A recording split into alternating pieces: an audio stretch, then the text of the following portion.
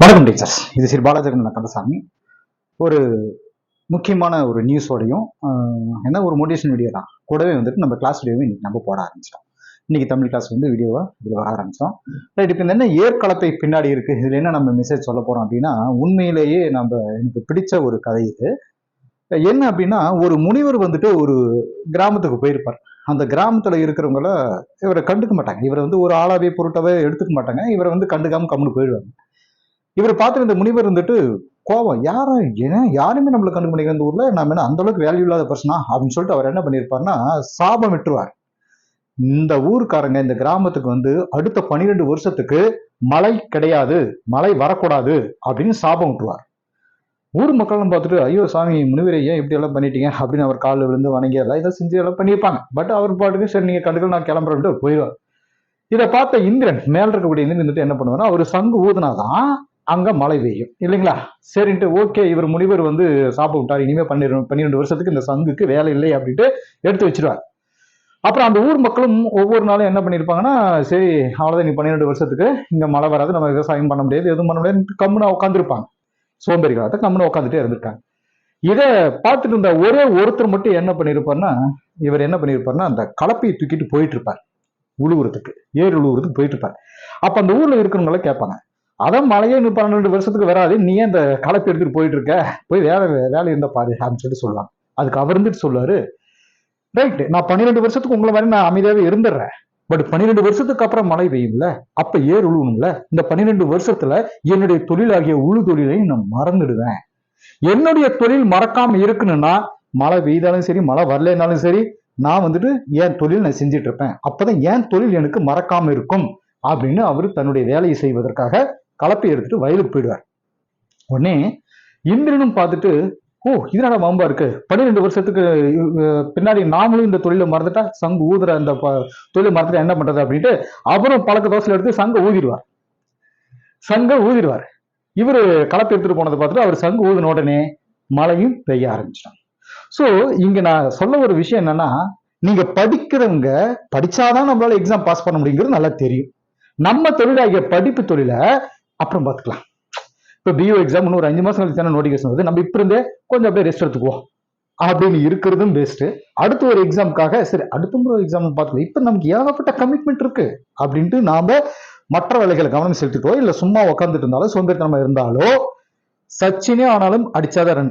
நீங்க government job வாங்கினா படிச்சாதான் வேலை.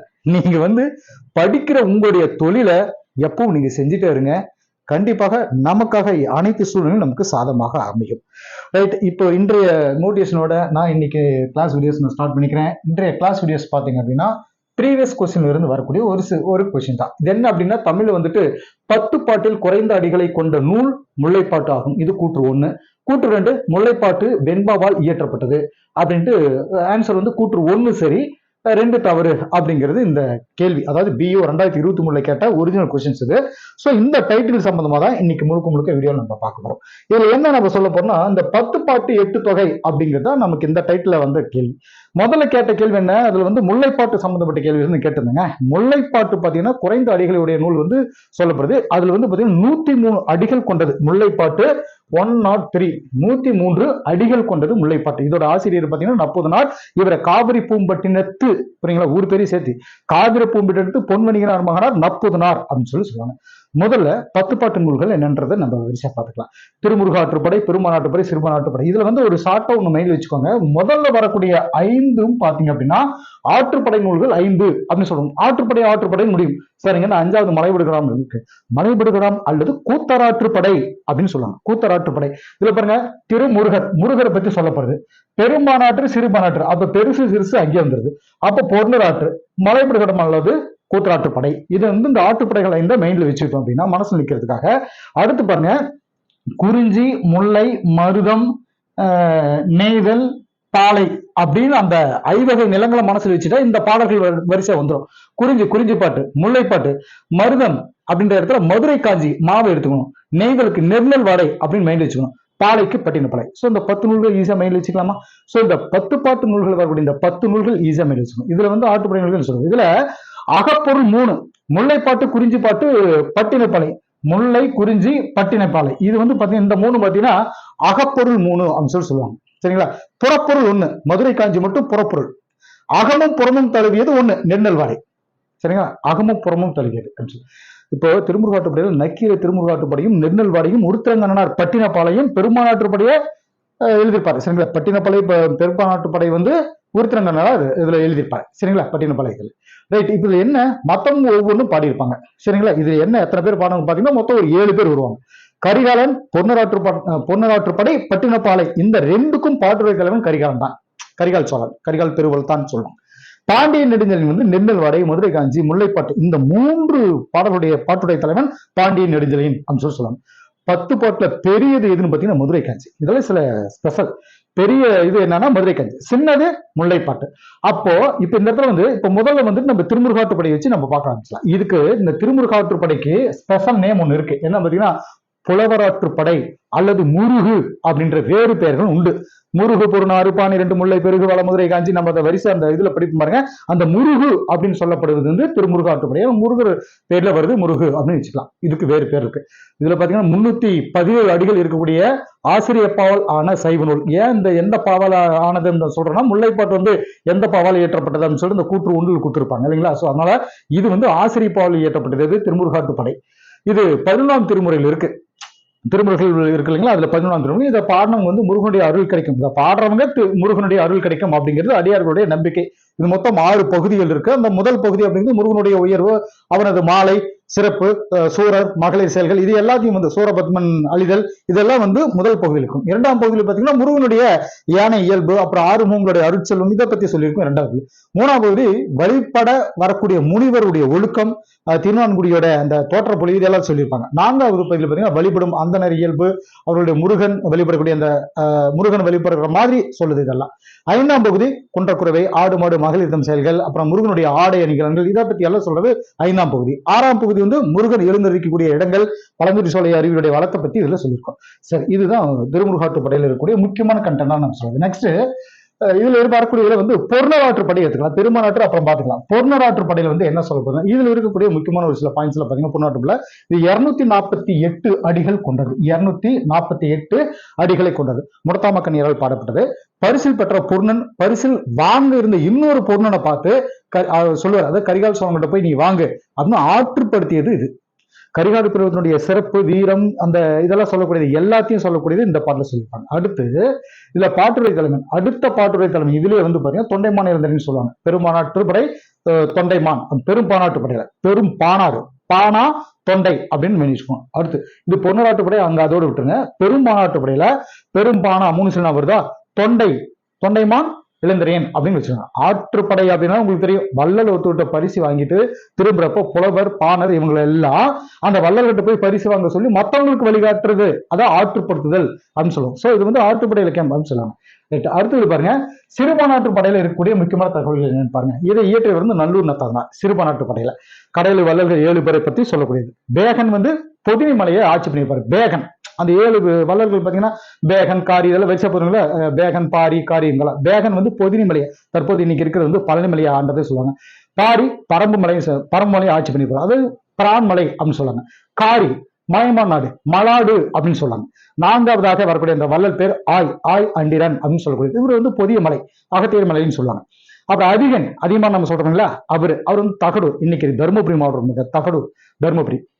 6ஆவதாக நெல்லி தனிமலை, அது இன்னைக்கு இருக்கிற ஊட்டி, நீலகிரி ஊட்டியை சொல்றோம்ல, அது ஓரி கொல்லிமலை, நாமக்கல் மாவட்டத்தில் இருக்காங்க.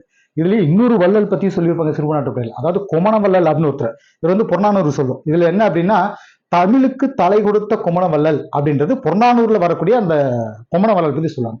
இப்ப ஓய்ம நாட்டு மன்னன் நல்லிகோடனை பத்தி பாட்டுரை தலைவனை வச்சு 269 அடிகள்ல எழுதப்பட்டது இந்த நூல். சரிங்களா?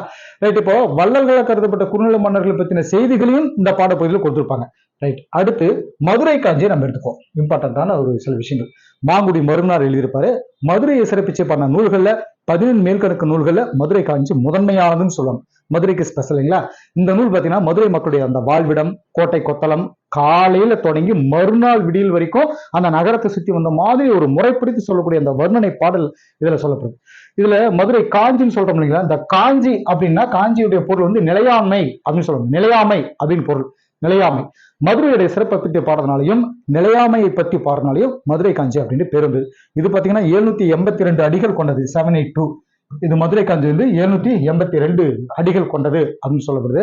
ஏன்னா ஒவ்வொரு பாட்டுக்கும் அடிகளும் சிறப்பு பெயர்களும் முக்கியம். அப்ப மதுரை காஞ்சி சிறப்பு பெயர்கள் பார்த்தீங்கன்னா பெருகுவள மதுரை காஞ்சி அப்படின்னு சொல்லுவாங்க. பெருகுவள மதுரை காஞ்சி அப்படின்னு சொல்லுவாங்க.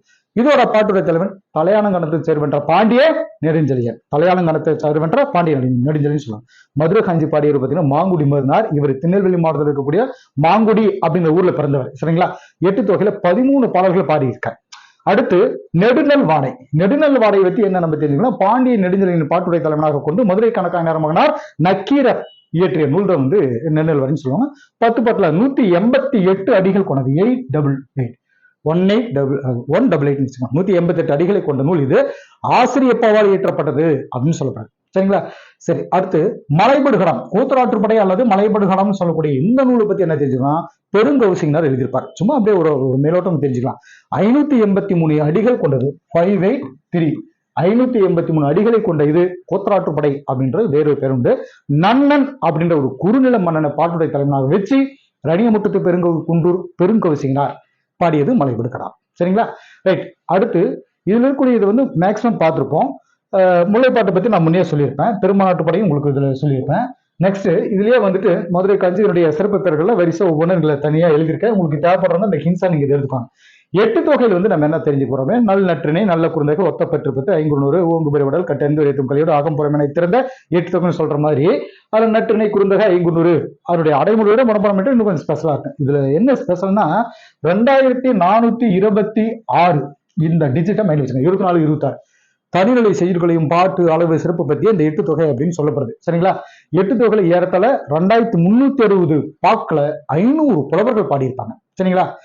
பரியும் கலியும் தவிர, அதை பரினா பரிபாடலையும் தவிர, பரிபாடலும் கலித்தொகையும் தவிர, பரியும் கலியும் போக மீதி இருக்கிற 6 நூல்களும் ஆசிரியப்பாவாலும் வஞ்சிப்பாவாலும் பாடப்பட்டது அப்படின்னு சொல்லுவாங்க. சரிங்களா? இதோடைய ஸ்பெஷல்.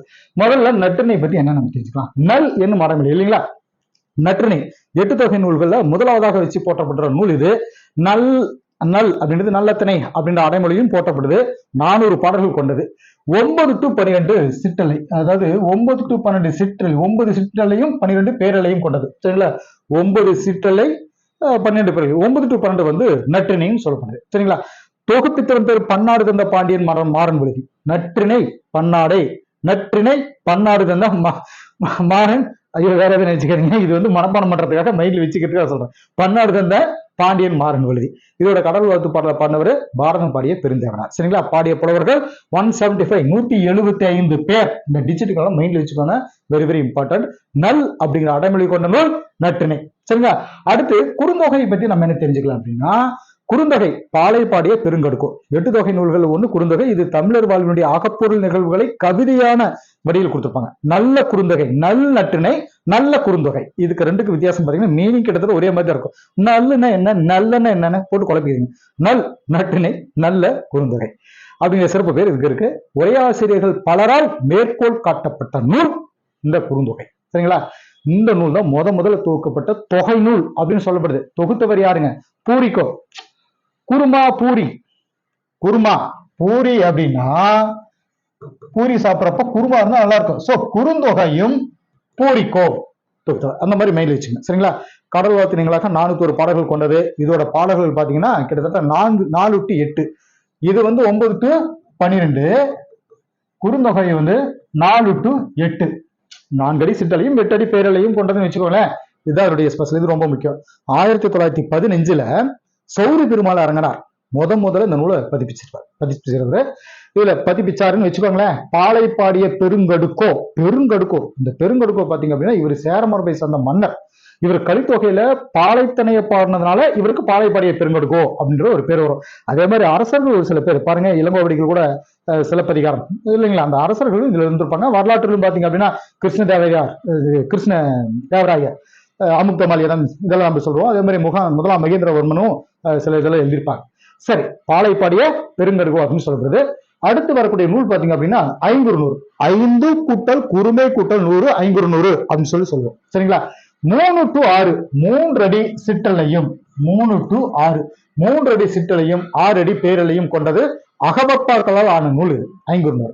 திணை ஒன்றுக்கு 100 பாடலாக 5 திணைகளுக்கு 500 பாடல்கள் கொண்டது அப்படின்னு சொல்லுவோம். 5 திணை பாடிய, அதாவது 5 திணைகளையும் பாடிய புலவர்களுடைய பேர் வந்து நம்ம வரிசை அதுல கொடுத்துருப்போம். பின்னாடி 5 திணையில வந்துரும்னு நினைக்கிறேன் அந்த பாயிண்ட்ஸ்ல. 500 அதை பாருங்க. குறிஞ்சி கபிலர், குறிஞ்சிக்கு ஸ்பெஷல் கபிலர். முல்லைக்கு பேயனார். பாருங்க, முல்லைனா காடும் காடும் சார்ந்தது. காடு அப்படியே அடர்ந்தது இருக்கணும் இல்லைங்களா, பார்க்கவே பயமா இருக்குங்களா, பேயெல்லாம் நிறைய வரும் சரிங்களா. சோ காடுனாலே பேயனார் அப்படின்னு மைண்ட்ல வச்சுக்கோங்க. மருதம், மருதம்னாலே வயல்வெளிகள் தான் இல்லைங்களா. சோ வயலம் வந்து ஓரஞ்சாரம் பார்த்து வெட்டி வச்சோம்னா வயல் நல்லா இருக்கும். அதனால மருதம் ஓரம் போகியார் அப்படின்னு வச்சுக்கலாம். நெய்தல் அப்படின்னாலே நமக்கு அந்த கடல் கடல் சார்ந்த பகுதி தான். அந்த மூவனார் 3 ஆறுகளும் சேர்ந்தது முன்னீர் வழக்கம் மகடோடு இதுல நம்ம தொல்காப்பியத்தில் படிச்சிருக்கோம் இல்லைங்களா. சோ 3 நீர்கள் சேர்ந்தது வந்து கடல் அப்படின்னு நம்ம வச்சுக்கோம் அப்படின்னா நெய்தல் கடலும் கடலும் சேர்ந்தது அம்மூனான்னு வச்சுக்கலாம். பாலை ஓதலாந்தையார், பாலை மணலா இருக்கும்போது அங்க பக்கம் கடல் இருந்துச்சுன்னா ஓதம் அடிக்கும் அப்படின்னு மனசுல வச்சுக்கோங்களேன். அப்படியெல்லாம் பாலை நிலம் அப்படின்னு ஒரு நிலம் நம்ம தமிழ்நாட்டுல அந்த காலகட்டத்துல இல்ல, வறட்சி தான் வந்து அவங்க பாலை நிலம் அப்படின்னு சொல்லியிருப்பாங்க. நம்ம மைண்ட்ல வச்சுக்கிட்டாக்க கடல் ஓரத்துல மணல் இருந்துச்சுன்னா அது பாலை, அதை வந்து ஓதல் அடிக்கும், ஓதம் அடிக்கும் அப்படின்னு சொல்லிட்டு மைண்ட்ல வச்சுக்கிட்டு நினைச்சுக்கலாம் சரிங்களா. இப்ப அந்த ஐங்குறுநூறுல என்ன ஸ்பெஷல் அப்படின்னா, ஐங்குறுநூற்றோட கடவுள் வாழ்த்து பாடலை பாடினவர் பாரதம் படிய பெருந்தேவனார். மேக்சிமம் பாரதம் படிய பெருந்தேவனார் தான் கடவுள் வாழ்த்து பாடியிருப்பார். தொகுத்தவர் குளத்துறை முற்றிய கூடலூர் கிளார். கிளார் 500 குறுகுறுன்னு அவர் நடந்து போனாரு கிளார் அப்படின்னு வச்சுக்கோங்க. தொகுப்பித்தவரது யானை கச்சை மாந்தரின் சேரல் முறை அப்படின்னு சொல்லுவாங்க. பேயனார் பத்தி இதுல சொல்லப்படணும். ஏன்னா சங்ககால புலவர்கள் ஒருத்தர் இவர் ஈட்ட 105 பாடல்கள் கிடைச்சிருக்கு அப்படின்றது ஒரு முக்கியமான தகவல் வச்சுக்கோங்க. 10 இதுல 10 சேர மன்னர்கள் 10 பேர் அப்படின்னு மைண்ட் வச்சுக்கோங்க. சிறுபானாற்றுப்படை அப்படின்னாலே கடையெழு வள்ளல்கள் மைண்டுக்கு வரணும். 10 பேர் சேர மன்னர்கள் உங்களுக்கு மைண்டுக்கு வரணும் சரிங்களா. அந்த 10 பேருடைய சிறப்புல சொல்ற நூல் இது. இது பாடான் திணையில அமைஞ்சிருக்கு. பாடான் திணையில, ஏன்னா பாடல் எந்த வகையில் அமைஞ்சிருக்குன்றது ரொம்ப முக்கியம். இந்த பாடல்ல வர சிறந்த சொற்றொடர் என்ன பாத்தீங்கன்னா, அந்த பாடலுக்கு தலைப்பா கொடுத்துருப்பாங்க அந்த சிறந்த சொற்றொடர். 2ஆம் 10 அடிக்கடி கேட்பாங்க. 2ஆம் 10 பாடல்கள் இமயவர்மன் நெடுஞ்சாரலாம் சரிங்களா. இவ்வளவுதான் அதுல முக்கியமானது. பரிபாடலுக்கு என்ன ஸ்பெஷல் அப்படின்னா ஓங்கு பரிபாடல் அப்படிங்கிறது. இந்த நூலுக்கு ஓங்கு பரிபாடல் அப்படின்ற ஒரு சிறப்பு பேர் இருக்கு. இது சங்க நூல்கள்ல பண்ணோடு பாடப்பட்ட நூல். பண் 3 சின்னம். பண் அப்படின்னு இசை, இசையோடு பாடப்பட்ட நூல்னு சொல்றது. சங்க நூல்கள்ல பண்ணோடு பாடப்பட்ட நூல் இந்த இடத்துல பரிபாடல் அப்படின்னு சொல்லுவாங்க. ஒரே ஆசிரியர் இதுல 70 பாடல்கள் இருக்குன்னு சொல்லியிருப்பாங்க. ஆனா இன்னைக்கு வந்து பாத்தீங்கன்னா 24 பாடல்கள் தான் நமக்கு கிடைச்சிருக்கும் இதுல பரிபாடல்ல சரிங்களா. ரைட். அடுத்து கலித்தொகை பத்தி சொல்லணும்னா, கலிப்பா, அது உங்களுக்கு கலிப்பாவான பாவகையர், கலிப்பா அப்படிங்கிற பாவகையால் ஆன நூல். 150 பாடல்கள் கொண்டது. குறிஞ்சிக்களி, முல்லைக்களி, மருதக்களி, நெய்தல்களி, பாலைக்களி அப்படின்னு 5 பிரிவுகள் இதுல இருக்கு சரிங்களா. இது முக்கியமான பயன் சொல்லலாம். அகநானூறுன்னு சொல்லி பாத்தீங்க அப்படின்னா 145 புலவர்கள் பாடப்பட்ட 400 பாடல்கள் கொண்டது. இந்த நூலை வந்து நெடுந்தொகை அப்படின்னு சொல்லுவாங்க. நெடுந்தொகை என அழைக்கப்படுவது அகநானூறு. அடிக்கடி எக்ஸாம் கேட்ட கேள்வி சரிங்களா. சொல்ல வந்த கருத்தை உள்ளுரை இறைச்சி வழியாக சொல்றது அகநானூற்று பாடலுடைய சிறப்புன்னு சொல்றது. இதுல வந்து 3 களிற்று யானை, 3 பிரிவுகள். களிற்று யானை நேரை 120 பாடல்கள், 1 to 120 களிற்று யானை. மணிமடை பாவலம் 180 பாடல்கள். அப்ப அங்க 180 to அங்க 300 அந்த மாதிரி போயிடும். நித்தில கோவை 100 அப்படின்னு சொல்லிட்டு அந்த 3 பிரிவுகள் வந்து அதுல சொல்லுவாங்க. அகப்பாடல்கள் மட்டுமே பாடுறவங்கள ஒருத்தர் அம்முவனார். இவரு நெய்தல் திணை பாடல்கள் பாடுவதில் வல்லவர் சரிங்களா. ரைட். அடுத்து புறநானூறு. இதுல 8 தொகை நூல்கள் அடுத்து முக்கியமான சொல்லப்படுறது வந்து புறநானூறு. புறநானூறுனாலே அவருடைய வரிகள் தான் ரொம்ப ஸ்பெஷல். இந்த நூல் பண்டைய கால தமிழ் மக்களுடைய வாழ்க்கை முறை, நாகரிகம், பண்பாடு, வீரம் இது எல்லாத்தையும் வெளிப்படுத்த நூல இருக்கு. இதுல சில பிரபலமான வரிகள் எக்ஸாம் அடிக்கடி கேட்கறாங்க. என்ன அப்படின்னா, உண்டி கொடுத்தோரே உயிர் கொடுத்தோரே, 9 நாளில் உடுப்பவை 2, யாதும் ஊரே யாவரும் கேளீர், கனியன் பூங்குடனா சொல்லியிருப்பாருங்களா. சான்றோன் ஆக்குதல் தந்தைக்கு கடனே இல்லைங்களா. இந்த மாதிரி நிறைய சொல்லலாம். அதுல என்ன புறநானூறுன்னு வரும்போது ஜி.வி. போப்பும் ஜார்ஜ் அல்ஹார்ட்டும் வந்துருவாங்க. பேராசிரியர் ஜார்ஜ் அல்ஹார்ட் அப்படிங்கிறவர் வந்து புறநானூறுல ஆங்கிலத்துல மொழிபெயர்ப்பு செஞ்சிருப்பாரு. ஜி.வி. போப்பும் புறநானூற்று பாடல்களை சிலது வந்து ஆங்கிலத்துல மொழிபெயர்ப்பு செஞ்சிருப்பாரு. அது கூட பேர், அதாவது எக்ஸ்ட்ராக்ட் ஃப்ரம் புறநானூறு அண்டு புறப்பொருள் வெண்பம் மலை அப்படின்னு சொல்லிட்டு அந்த தலைப்புல வந்து கொடுத்திருப்பாரு சரிங்களா. சுவடிகள்ல எழுதி பயன்படுத்தி இருந்த அந்த நூல் அழிஞ்சு போகாம இருக்கணுங்கிறதுக்காக நாம படிக்கணும் அப்படிங்கிறதுக்காக அதை பதிப்பிக்கிற வேலைகள், அந்த புறநானூற்று பல சுவடிகளை ஆராய்ச்சி செஞ்சு நமக்கு பயன்படுற மாதிரி ஊவேசா 1894 ஏன் இந்த இயரை இம்பார்ட்டன் சொல்றேன், எக்ஸாம் ஒரு டைம் கேட்டேன். 1894 முதல்ல பதிப்பிச்சு வெளியிட்டார். பாண்டிய மன்னர்கள்ல ஒரு ஸ்பெஷல் பேர் இருக்கும். பெருவழுதின்னு நிறைய பேர் இருப்பாங்க. பெருவழுதி, பாண்டியன் பெருவழுதின்னு நிறைய பேர் இருப்பாங்க. இதுல ஒரு ஸ்பெஷல், இளம் பெருவழுதிக்கு என்ன ஸ்பெஷல் அப்படின்னா, அந்த அரிய பண்புகள் எல்லாத்தையும் தன்னுடைய இளமை காலத்திலேயே வச்சிருந்த காரணத்தினால அந்த கால மக்கள் இவரை இளம் பெருவழுதி அப்படின்னு சொல்லி கூப்பிட்டாங்க. அவர் இதுல வரக்கூடிய ஒரு முக்கியமான பர்சன்ஸ். இவர் கடல் பயணத்துல இறந்துட்டனால இவரை கடல் மாய்ந்த இளம்பெருவெழுதி அப்படின்னு பின்னாடி வந்தவங்க சொன்னாங்க. சரிங்களா? ரைட். இந்த புறநானூறுக்கு இன்னும் ஸ்பெஷல் என்னன்னா புறப்பாட்டு அப்படின்னு இதுக்கு சிறப்பு பெயர்கள் சொல்லப்படுது. இது கீழே இருக்கிற இந்த கண்டென்ட் எக்ஸாம் பாயிண்ட் ஆஃப் வியூல ரொம்ப ரொம்ப முக்கியம் அப்படிங்கிறா இதை தொகுத்து கொடுத்துருக்கேன். இயற்கைன்னு வரக்கூடியது இங்க 4, பின்னாடி ஒரு 4 இருக்கு, அடுத்த பேஜ் 4 இருக்கு. முதல்ல என்னன்னு பார்த்தலாம். இயற்கை ஓவியம் அப்படின்னு சொல்லப்படுறது 10 பாட்டு. இயற்கை ஓவியம் 10 பாட்டு. இயற்கை இன்பக்களம் அப்படிங்கிறது கலித்தொகை. இயற்கை இன்பக்களம், களினாலே இன்பம் தானே, அப்படியே துள்ளி குதித்து துள்ளலோசையில பாடப்பட்ட பாடல்கள். ஏன்னா புலவர்கள் அனைவராலும் அதை பாட முடியாது, நன்கு கட்டறிந்த புலவர்களால் தான் பாடப்படும். அதாவது கட்டறிந்து உரைத்தும் களின்னு சொல்லுவாங்க. சோ களினாலே ஒரு கன்றுக்குட்டி துள்ளி குதித்து வருவது போல் இருக்க வேண்டும் அந்த கலித்தொகை பாடல்கள் கேட்கும் பொழுது. சோ கலித்தொகைனாலே இயற்கை இன்பக்களம் அப்படின்னு சொல்லுவோம். இயற்கை வாழ்வில்லம் அப்படிங்கிறது திருக்குறள். ஒரு இல்லத்தோட வாழ்க்கை நடத்தணும் அப்படின்னு திருக்குறள் பயின்றுவாங்க, படிச்சுக்கணும் அப்படின்னு சொல்லுவாங்க. இயற்கை இன்ப வாழ்வு நிலையங்கள். இன்ப வாழ்வு நிலையங்கள்ல சிலப்பதிகாரம் மணிமேகலை தான் இன்ப வாழ்வு நிலையங்கள். அடுத்து இதுல வர மேலும் 4 இயற்கை தவம் அப்படின்னு சொல்றது சிந்தாமணி, சிவசிந்தாமணி சொல்லுவாங்க. இயற்கை பரிணாமம் கம்பராமாயணம், இயற்கை பரிணாமம் கம்பராமாயணம். அப்புறம் இயற்கை அன்பு பெரிய புராணம், இயற்கை அன்பு பெரிய புராணம். இயற்கை இறையுறு இருள் அப்படின்னு சொல்றது தேவர திருவாசக திருவாய்மொழிகள் சொல்லலாம். சரி, இது ரொம்ப ரொம்ப இம்பார்ட்டண்டா இருந்துச்சுனால இந்த ஒரு ஏரியாவை நான் வச்சுட்டேன். பொறுப்புகள் அடிக்கடி எக்ஸாம் கேட்பாங்க. ஓகே ஸ்டூடெண்ட்ஸ், இன்றைய கிளாஸ் இதோட கம்ப்ளீட் ஆகுது. தேங்க்யூ.